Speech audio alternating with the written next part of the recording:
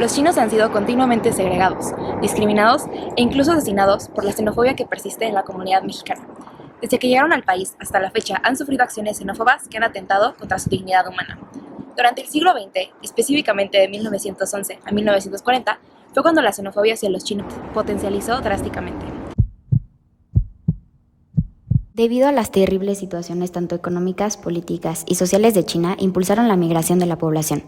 Comenzaron a llegar a Estados Unidos, pero en 1882 esta se vio limitada por el Chinese Exclusion Act y más adelante se vio prohibida. El presidente de Estados Unidos, Roosevelt, fue uno de los principales propagadores de las ideas xenófobas hacia los chinos. Pertenecían a una raza inferior e incapaz de gobernarse en una democracia. Después de esto, en 1900 se creó el Tratado de Amistad entre China y México. Así se habilitó la libre migración entre los dos países. Se asentaron principalmente en Sonora.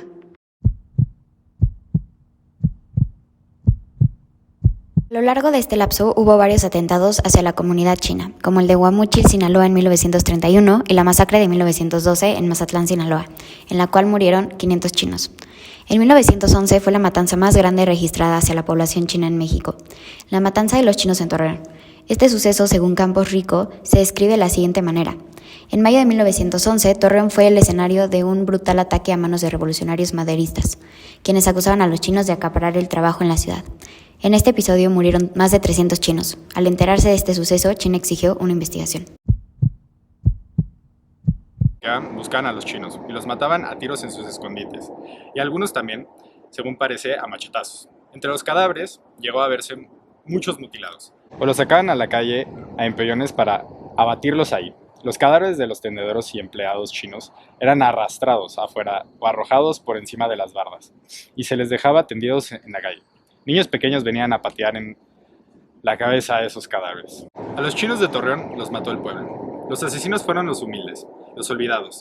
Sus iras se volcaron contra los chinos, tan distintos de ellos en apariencia, pero tan iguales a la mayoría que trabajaban 12 o 14 horas diarias para apenas sobrevivir.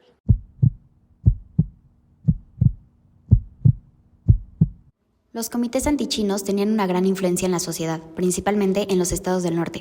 Es importante mencionar que los comités nacionalistas o antichinos tenían el apoyo del gobierno mexicano. La postura antichina de los mexicanos se debía a 3 razones. Los chinos afectaban la economía de los mexicanos. Las costumbres y modos de vida de los chinos provocaban daños a la salud pública y las buenas costumbres mexicanas, y las uniones entre chinos y mexicanos producirían hijos con limitaciones raciales genéticas. Por todas las versiones se arroja la responsabilidad sobre los mismos chinos, pues habiendo la Fuerza Federal abandonado la ciudad sin tirar un tiro, no debieron ellos haber provocado el conflicto haciendo fuego sobre los maderistas como lo hicieron. Estimado miembro del Partido Liberal Mexicano, compártanos sus pensamientos, por favor. La prohibición de la inmigración china es ante todo una medida de protección a los trabajadores de otras nacionalidades, principalmente a los mexicanos. El chino, dispuesto por lo general a trabajar por el más bajo salario, sumiso, mezquino en aspiraciones, es un gran obstáculo para la prosperidad de otros trabajadores. Su competencia es funesta y hay que evitarla en México. En general, la inmigración china no produce a México el menor beneficio. El mejoramiento de las razas es el ideal supremo de todas las naciones civilizadas. Por eso, si los chinos están corrompiendo nuestra raza, tenemos que restringirlos. Los chinos producen en las ciudades el mismo efecto que la langosta tiene sobre las cosechas. Las destruyen. El mexicano que defiende a los chinos en detrimento del bien nacional es un traidor a su país.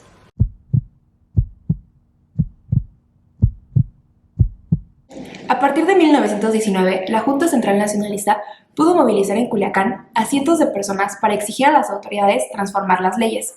Por ejemplo, a partir de ese entonces se empezaron a crear barrios especiales para segregar a la comunidad china. Algunas leyes que se promulgaron fueron las siguientes. La Ley 27 de 1923 segregaba a los extranjeros indeseables, entre ellos los chinos. El 13 de diciembre de 1932 se promulgó la Ley 31, la cual prohibió el matrimonio entre chinos y mujeres mexicanas. En 1926 se estableció la Ley de Migración, donde se creó la clasificación de extranjero indeseable. Aunque los chinos solicitaban amparos para contrarrestar las leyes, estas solicitudes normalmente eran rechazadas por los jueces.